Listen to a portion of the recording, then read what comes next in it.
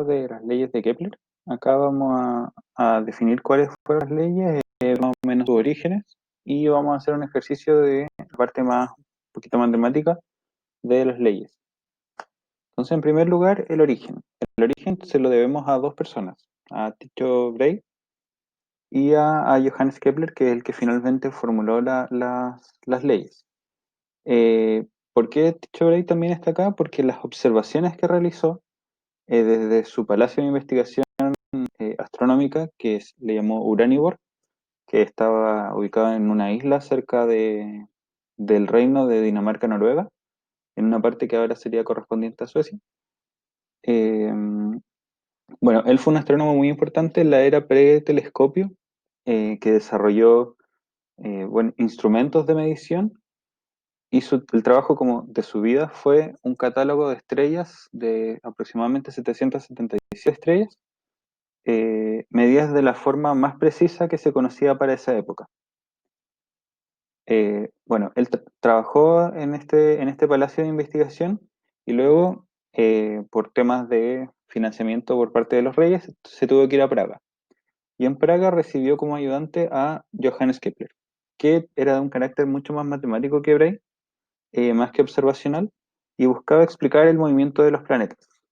Bueno, a la muerte de Brahe, Kepler recibe como especie de herencia todas las observaciones que Brahe había recopilado durante toda su vida. Entonces, con estas observaciones es que intenta probar el modelo copernicano.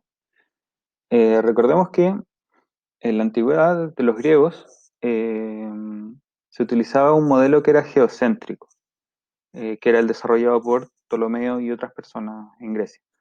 Eh, este modelo tenía a la Tierra en su centro y a todos los demás cuerpos celestes girando alrededor de la Tierra. Es decir, estaba la Tierra en el centro y alrededor giraba el Sol, la Luna, Marte y todos los otros planetas conocidos.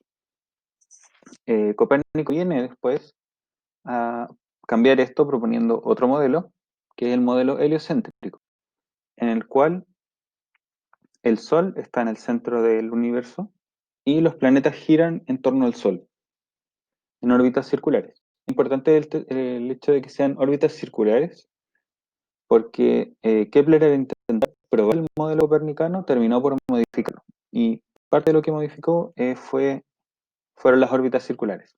Se pasó de órbitas circulares a órbitas elípticas. Lo vamos a ver en la formulación de las leyes. Entonces ya pasemos a las leyes. Hay tres leyes de Kepler. La primera ley, formulada en 1609, que nos dice que los planetas se desplazan alrededor del Sol, describiendo órbitas elípticas con el Sol en uno de sus focos. Bueno, primero, que una elipse es una especie de círculo como achatado, como se ve acá, y eso le da dos ejes principales, que sería el eje menor, que es el más corto, que va de las partes achatadas, y el eje mayor, que sería este horizontal. Bueno, y las elipses, probablemente esto también lo van a ver en la parte de matemática, tienen dos focos. Y la ley de Kepler lo que dice es que los planetas se mueven en una órbita elíptica, que sería la línea celeste aquí en la imagen, y el Sol se encuentra en uno de los focos de la elipse. Si se fijan, esto define varias situaciones, tienes algunas consecuencias. Y eso es que los planetas no están siempre a la misma distancia del Sol. Si nos fijamos al lado derecho, el planeta se encuentra al lado derecho de esta elipse, se encuentra muy lejano al Sol. Pero cuando se mueve, se traslada hasta el lado izquierdo, llega a un punto de máxima cercanía al Sol. Esto nos define dos puntos que llamamos el perihelio y el afelio. El caso del perihelio corresponde al punto más cercano del planeta con respecto al Sol. Es decir, en este caso sería el lado izquierdo de la figura. Y el afelio corresponde al opuesto, es decir, sería la posición de mayor lejanía o mayor distancia al Sol. La segunda ley de Kepler nos dice que el radiovector que une el planeta y el Sol va a áreas iguales en tiempos iguales. Primero, ¿qué es el radiovector? El radiovector es lo que une al Sol con el planeta. En la figura serían estas líneas blancas. Si se fijan, el radio vector siempre va a ir cambiando. A medida que el planeta se mueve alrededor del Sol, el radio vector siempre une el Sol con el planeta. Por lo tanto, siempre va cambiando ese vector. ¿Qué nos dice esta ley? Que el Sol barre áreas iguales y tiempos iguales. Perdón. El radio vector que une el planeta y el Sol barre áreas iguales en tiempos iguales.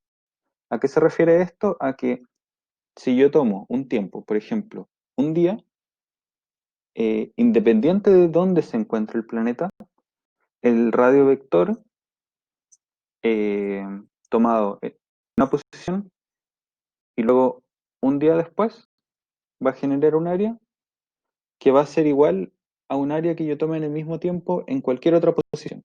Entonces vemos acá en la figura, tomamos un área verde alrededor del afelio y un área azul alrededor del perihelio.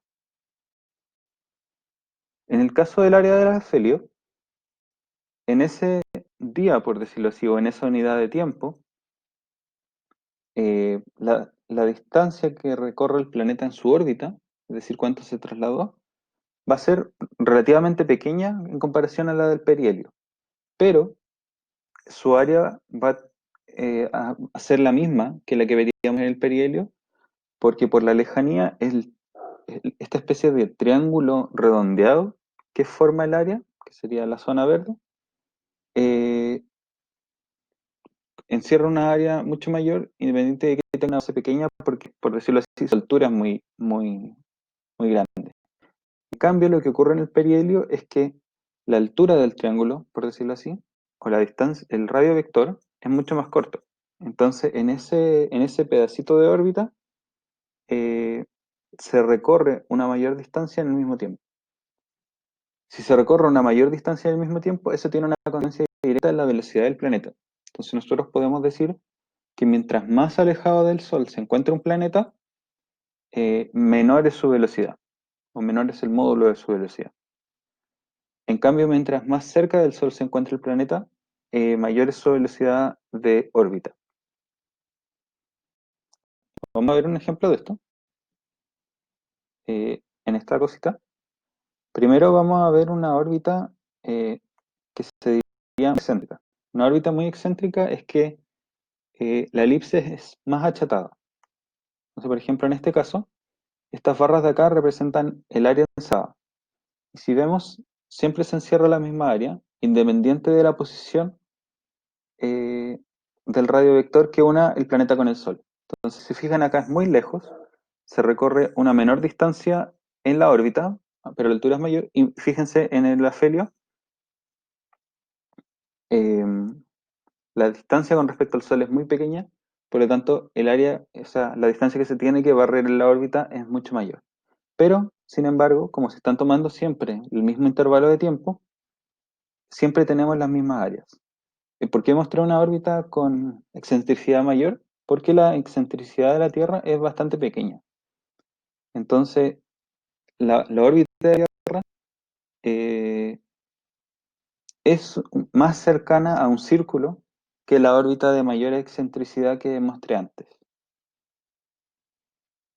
Bueno, les dejo también el link de esto en la descripción y también un link que explica las leyes de Kepler y un poco la historia de Tycho Brahe y Kepler, de la serie Cosmos de Carl Sagan, una serie más o menos antigua, pero buena.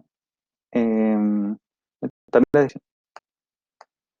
bueno, y finalmente tenemos la tercera ley, que es la ley que es un poquito más matemática, que nos dice que para cualquier planeta, el cuadrado del periodo orbital es directamente proporcional al cubo del radio medio del Sol. Entonces, veamos esto en una figura, porque así son como palabras. Si tenemos acá un Sol y un planeta, sabemos que el planeta orbita en una órbita elíptica. El periodo orbital corresponde al tiempo en que el planeta da un giro completo alrededor del Sol, es decir, parte en un punto y llega al mismo punto. ¿Cuánto se demora? Por ejemplo, para nosotros sería un año, que es lo que se demora la Tierra en dar en la vuelta a al Sol, perdón. ¿Y qué sería el radio medio? El radio medio sería la distancia media del planeta al Sol. En el caso una elipse, como habíamos dicho antes, tenemos una definición de eje menor y eje mayor. En el caso de una elipse, eh, el radio medio corresponde a la mitad del eje mayor. Acá hay un caso particular en que si tenemos una órbita circular, el radio medio del Sol eh, es el radio del círculo. Porque en este caso, como el radio no varía, siempre vamos a tener que el radio menor es el radio del círculo. Y la ley la podemos ver de esta forma. El periodo al cuadrado sobre el radio al cubo es igual a una constante, que esa sería la tercera ley de Kepler. Entonces, veamos un ejercicio de esta última parte para dejarlo más claro. Este es un ejercicio de la guía y nos dice que la figura muestra dos satélites que describen órbitas similares en torno a la Tierra. Hay que tener ojo con que las órbitas son circulares porque, como les decía, el radio medio sería el radio de la órbita.